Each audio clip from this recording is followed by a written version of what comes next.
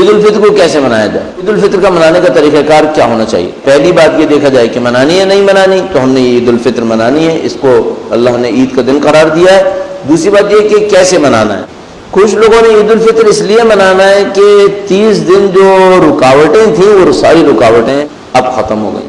اگر 30 دن تک کوئی سوسائٹی کا پریشر تھا، 30 دن تک محلے والے کچھ پوچھتے تھے، بڑا عجیب منظر تھا۔ ابھی میں جب یہاں پہ آ رہا تھا تو میں ہمیشہ گاڑی کو آگے والی گلی سے نکال کے لاتا ہوں، وہاں پہ ایک مسجد ہے تو وہاں پہ ہر روز رش ہوتا تھا۔ ابھی آج میں گزر رہا تھا وہاں سے تو وہاں سارے جو ان کے مسجد کے خادم خدام ہوں گے وہ بیچارے سیڑھیوں پہ بیٹھے ہوئے تھے، پوری گلی خالی، کوئی نہ آدم زاد۔ سوچ رہا تھا ایسا لگ رہا ہے جیسے بعض تعلیمی اداروں میں چھٹی کے دن خادم باہر بیٹھے ہوتے ہیں نا، سب کو کہنے کے لیے آج چھٹی ہے، تو لگ رہا ہے آج دین کی چھٹی ہو گئی۔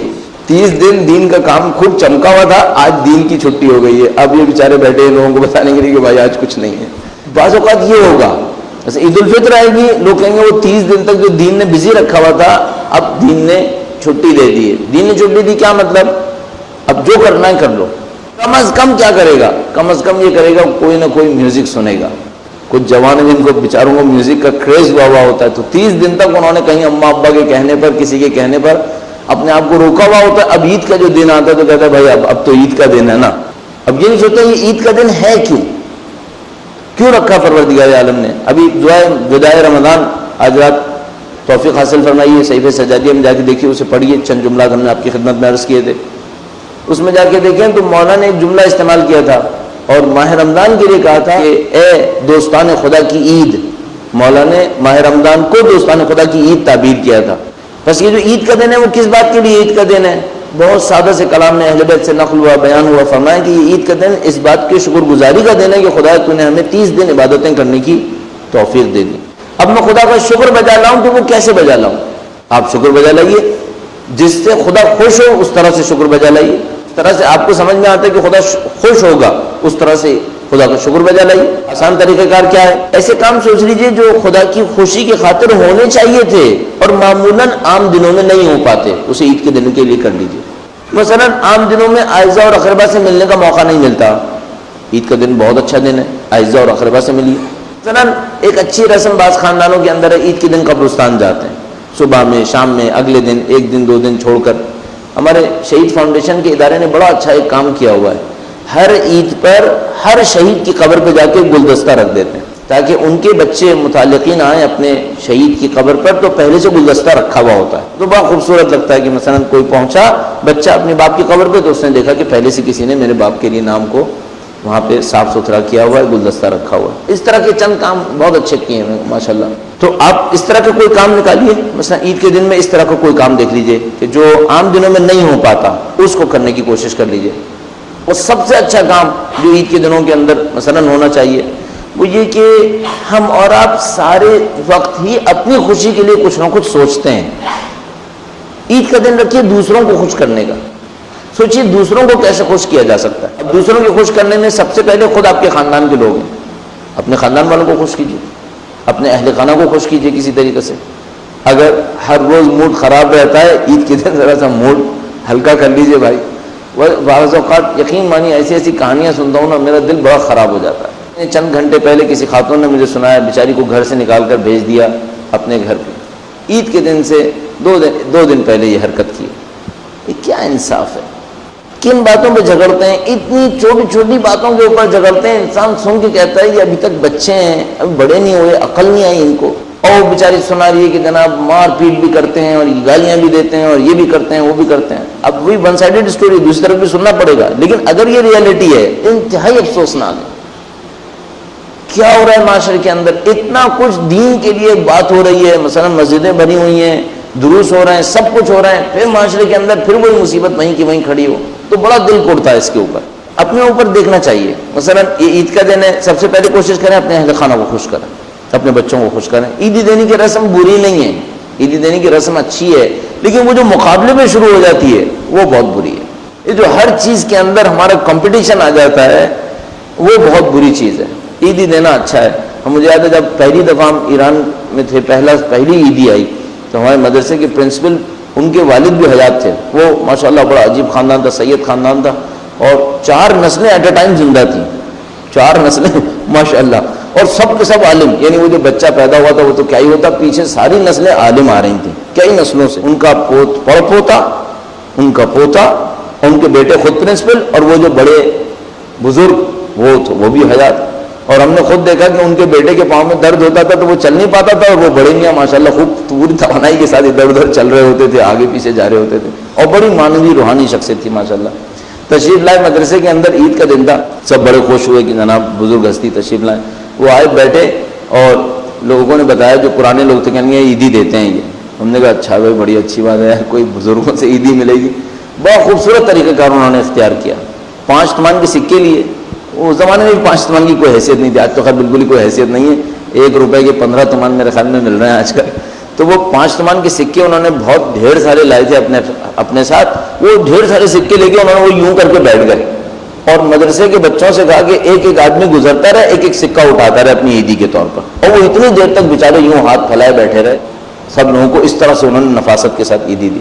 یعنی عیدی دینے میں بھی انہوں نے اپنا ہاتھ اوپر نہیں رکھا، بلکہ اس میں بھی اپنا ہاتھ انہوں نے نیچے رکھا.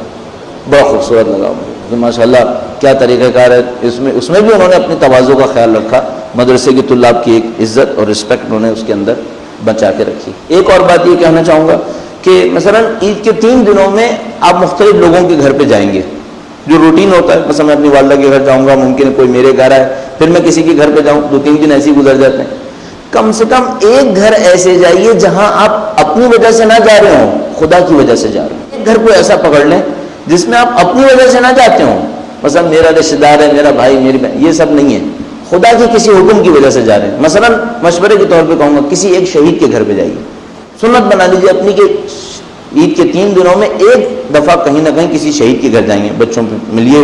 لکھا ہے مثلا ہمارے پاس روایتوں میں لکھا ہے کہ کسی ایک یتیم کے سر کے اوپر آپ ایک دفعہ اگر اللہ کی رضایت کی خاطر ہاتھ پھیریں تو جتنے ہاتھ کے نیچے بال آتے چلے جائیں گے ان تمام کی تعداد کے مطابق خدا آپ کے گناہوں کو معاف کرے گا. کسی شہید کے گھر جائیں یا اپنے کسی ایسے مسکین رشتہ دار کے گھر چلے جائیں جس کے یہاں کوئی نہیں جائے گا. معلوم ہے کہ وہاں کوئی نہیں جائے گا، کیونکہ لوگ بھی تو ایسے ہو گئے نا، خاندان میں سب اس کے یہاں جمع ہوتے ہیں جس کے پاس تھوڑا سا ذرا سا مقام ہے، ٹھیک ہے. اور ورنہ اگر کوئی بیچارہ درماندہ ہو، ادھر ادھر کا مارا مورا ہو تو وہی ادھر ادھر جاتا رہے گا، کوئی اس کے گھر پھٹکنے کی کوشش نہیں کرے گا. نہیں تو آپ چلے جائیے، اس کو ہمت افزائی ہوگی، بچے اس کے خوش ہوں گے، آپ جائیے. ہاں جا کر کچھ اور حرکتیں نہ کیجیے گا. مثلا آپ کے سامنے پانی اس نے رکھا، آپ نے کہا منرل واٹر ہے، اب وہ بیچارہ مارا گیا کہ اس نے کہا یار میں تو یہی پانی پیتا تھا بھائی، اب یہ منرل واٹر کہاں سے لاؤں اس کے لیے. یا آپ کے بچوں نے جا کے چیخنا شروع کر دیا کہ یہاں آلریڈی بہت گرمی ہو رہی ہے، یہاں سے فوراً چلے. ایسی کوئی حرکت نہ ہو جائے، پہلے سے بچوں کو سمجھا کے لے کے جائیں گے بھائی ذرا برداشت کر لینا. کوشش کریں معاشرے میں ملنے کی کوشش کریں، علیحدہ رہنے کی کوشش نہیں کریں. جن کو معاشی زندگی نے تنگ کیا ہوا ہے ان کی زندگی میں سکون دینے کی کوشش کیجیے. اس طرح چھوٹی چھوٹی خوشیاں لوگوں کے اندر پھیلانے کی کوشش کیجیے انشاءاللہ. اور جس سے بھی عیدی ملے اصول بنا لیں، دل سے ملیں.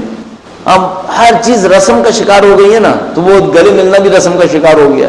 اس گلے ملنے میں خلوص سے ملیے، دل سے ملیے، اور انجانوں سے بھی ملیے. ہمیں تو ایک جبری ملنا ہوتا ہے نا، وہ کبھی جب نماز پڑھنے جاتا ہوں بچے ساتھ جاتے ہیں تو پیچھے کاؤنٹ کرتے رہتے ہیں بابا نے کتنے لوگوں سے گلے ملے. تو کبھی بتاتے ہیں آ کر کہتا ہے بابا 100 ہو چکا ہے، اب اور کیا ارادہ ہے. تو ایک دفعہ گندا تھا 230 تک بات چلی گئی. تو اجنبی لوگوں سے ملنے میں ایک فائدہ ہے، نہیں معلوم کون سا اللہ کا فرشتہ ہے، نہیں معلوم کون سا مومن ہے. اچھا ایک اور مشکل بھی ہے، یہی مشکل کیا آسانی کیا، سبھی دوسروں سے نہیں معلوم شاید مولا بھی ہے اس کے اندر، نہیں معلوم.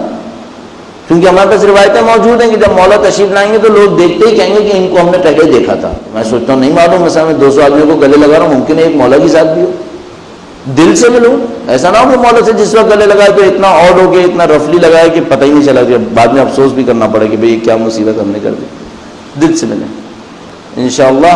عید کی خوشیوں میں سب کو شریک کیجیے، اپنے آپ کو بھی خوش رکھیے، اپنے آپ کو بھی خوش رکھیے، اپنے اوپر کنٹرول رکھیے. رقابت سے گریز کریں، کسی قسم کی مادہ پرستانہ رقابت کے اندر مبتلا ہونے کی کوشش نہ کیجیے گا کہ جس کے اندر ہم لوگ معمولی مبتلا ہو جاتے ہیں.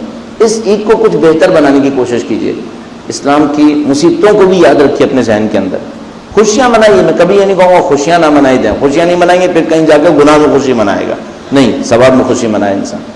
مشکلات کو بھی ذہن میں رکھیں کہ ہاں ٹھیک ہے دنیا بھر کے اندر مسلمان مشکلات جھیل رہے ہیں، عراق کے مسلمان مشکلات جھیل رہے ہیں، ان تمام کو بھی کہیں نہ کہیں اپنے ذہن کے اندر رکھیے. انشاءاللہ تمام جگہوں پر جہاں کہیں بھی جائیں، چاہے کسی کے گھر جائیں چاہے کوئی آپ سے ملنے آئے، کہیں نہ کہیں موقع نکال کر دعائے سلامتی امام زمانہ، کہیں نہ کہیں موقع نکال کر ایک یہ دعا پڑھنے، کہیں نہ کہیں موقع نکال کر اپنے امام کا تذکرہ کریں، اپنے امام کا ذکر کثرت کے ساتھ کریں، ان کے ظہور کی تعجیل کے لیے دعا کثرت کے ساتھ کریں۔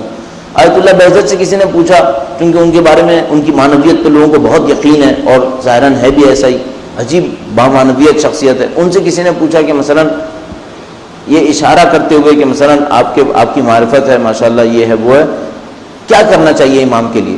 تو کہنے لگے کہ تعجیل ظہور کے لیے بہت دعا کرنی چاہیے۔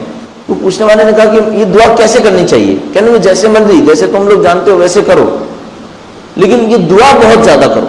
اب پتہ نہیں اس میں راز کیا ہے، خود بھی وہ جو میں انٹرویو ان کا پڑھ رہا تھا تو دیکھا کہ وہ کچھ بہت زیادہ اس کو ایکسپلین نہیں کرنا چاہ رہے کہ اس میں راز کیا ہے، کہ ہماری دعا کرنے سے کیا ہو جائے گا، لیکن کہا کہ کثرت کے ساتھ دعا کریں۔ تو آپ جہاں کہیں رشتہ دار ملیں وہاں پر امام کے وجود کا تذکرہ کریں، کچھ نہ کچھ ان کے بارے میں 2-4 جملات آپ بول دیں، سامنے والا سن لے۔ ہماری اور آپ کی محفلوں میں ہمارے امام کا تذکرہ ضرور ہونا چاہیے، کسی نہ کسی طریقے سے، کسی درود کے نام پر، دعائے سلامتی کے نام پر، مختلف طریقوں سے امام کے وجود مقدس کا تذکرہ ہونا چاہیے، کہ ان کے ذکر سے انشاءاللہ نورانیت بھی ہے، ان کے ذکر سے ہماری وظیفے کی ادائیگی بھی ہے اور ہماری خوشیوں کا دوبالا ہونا بھی ہے۔ پھر ہم بھی کوشش کرتے ہیں کہ اپنے مولا کا تذکرہ کریں۔ ہمیشہ ذہن میں رکھیے گا، غیبت ایک سزا ہے، غیبت ایک سزا ہے۔ اصل زندگی وہ ہے جو حجت کے ساتھ گزاری جائے گی، اصلی زندگی وہی زندگی ہے جو حجت کے ساتھ گزاری جائے، حجت کی یاد میں گزاری جائے۔ تو زندگیوں کو رخ دے دیں اپنے امام کے وجود کی سمت، کہ ہمیں امام کا وجود چاہیے۔ عید کا چاند آپ نے شاید دیکھا نہیں دیکھا، دعا کی یا نہیں کی، لیکن جب بھی ایسا کوئی موقع ہے خوشی کا، خدا سے کہیے کہ خدایا خوشی وہ ہے جو تیرے نمائندے کے ساتھ ہوگی، باقی خوشیاں کم خوشیاں ہیں، ان کے آنے کی خوشی سب سے بڑی خوشی ہے، ان کے ساتھ سختی جھیلنے یہ بھی خوشی ہے۔ آیت اللہ احمدی میان جی بڑے پائے کے علم اخلاق کے استاد تھے، بہت بڑے بڑے علماء ان کے درس میں بیٹھتے تھے، بازار میں درس دیا کرتے تھے، بازار میں ایک مسجد کی چھوٹی سی اس میں درس دیتے تھے، تو بڑے بڑے علماء اس میں آتے تھے۔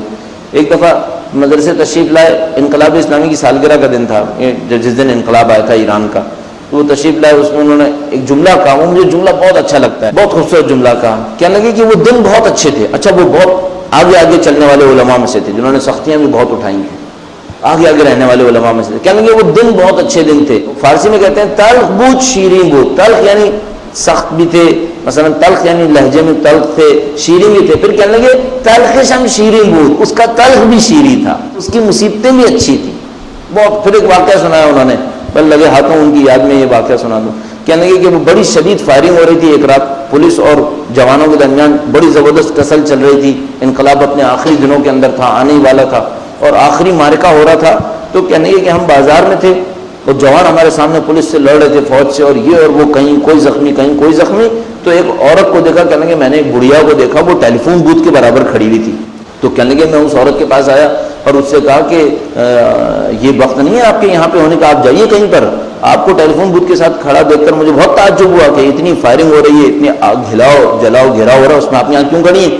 کہنے لگی کہ میں ٹیلی فون بوتھ کے سامنے سکے لے کے کھڑی ہوں، اور ایک ایک جوان کو گزرتے ہوئے کہتی تھی سکہ لے لو، گھر فون کر دو کہ زندہ ہو، تمہاری ماں پریشان ہو رہی ہو۔ اس جذبے نے واقعاً زندگیاں تبدیل کی، یہ جذبہ تھا۔ وہ عورت اپنی جان خطرے میں ڈالی بھی ہے تو اس نے کہا آپ کا بچہ کیا ہے؟ کہنے میں منتظر ہوں، مجھے پتا ہے وہ صحیح ہوگا۔ یہ جذبہ ہے۔ وہ عورت اپنے بچے کو بھلا کر دوسری ماؤں کے درد کو احساس کرتے ہوئے بازار میں کھڑی ہے اور سکہ دے رہی ہے بچوں کو کہ گھر کو فون کر لو اور بتا دو کہ زندہ ہو، خیریت سے ہو۔